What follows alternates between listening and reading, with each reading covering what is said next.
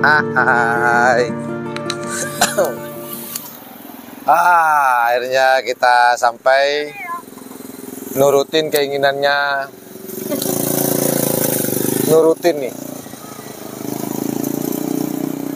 Nurutin keinginan ibu negara.